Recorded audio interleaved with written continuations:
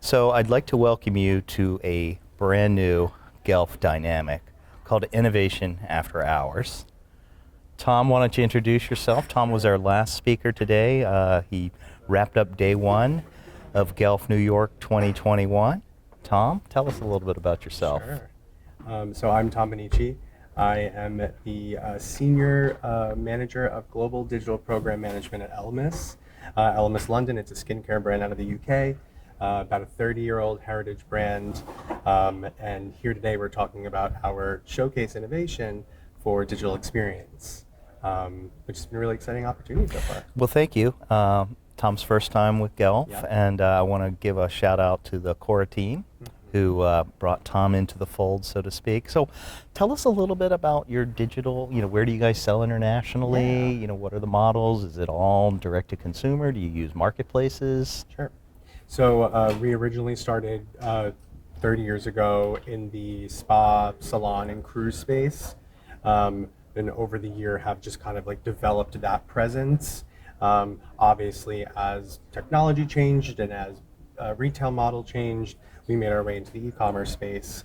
And I think it's only within the last couple of years that we've really just ramped up that presence, particularly when it comes to global. So primarily, UK was our first market. In terms of digital, we're making a huge play for US. So I would say in terms of how they rank, that's coming in a second. And then excitingly enough, we've over the last year launched upwards of, I think, 20 something sites at this point. And they're local markets throughout APAC, Europe. We're moving into Africa soon, the Middle East. So that's been really exciting. And honestly, we're at a point where the brand and the product is truly in everyone's hands throughout the world. It's funny you mentioned the Middle East and Africa. We've been seeing a lot of success in the Middle East, and tomorrow we've got a session where it's an EMEA session, but we're going to spend half of it looking at the Middle East. What led you guys to the Middle East and Africa? Yeah, so a question like that was asked earlier, and we have a great international trading team that I think is really positioned for each of the markets and how to support those. They've done a lot of research when it comes to the viability of certain markets. Got it. So when I consider, which market should we break into next, that's definitely not my remit, I would say. But in terms of my exposure to that team and what they're doing, it's based, I think, on, the historical Right. experience and historical selling.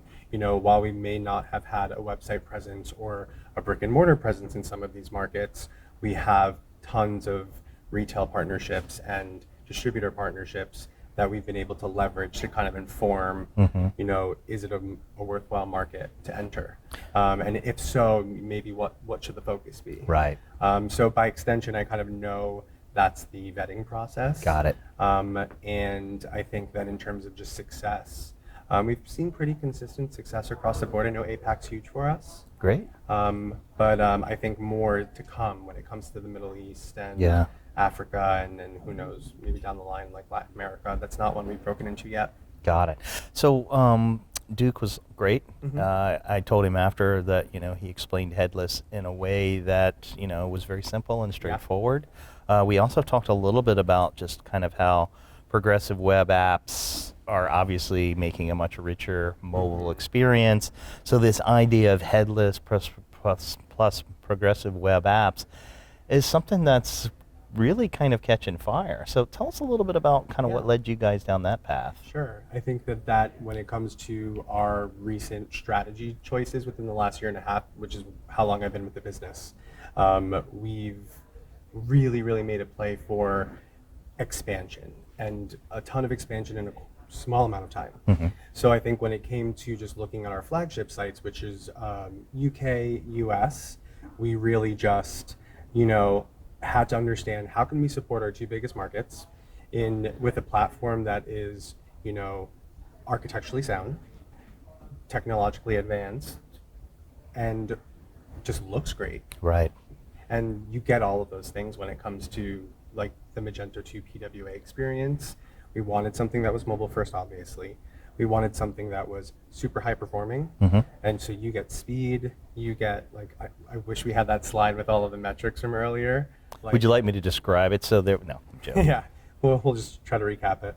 But no, we've just seen amazing performance out the gate, and I think when you consider the expansion that we've kind of rolled out and what our roadmap looks like, it just makes the most sense to have something like a PWA that is, for all intents and purposes, very plug and play, that we can just continue to build upon for years to come. Got it.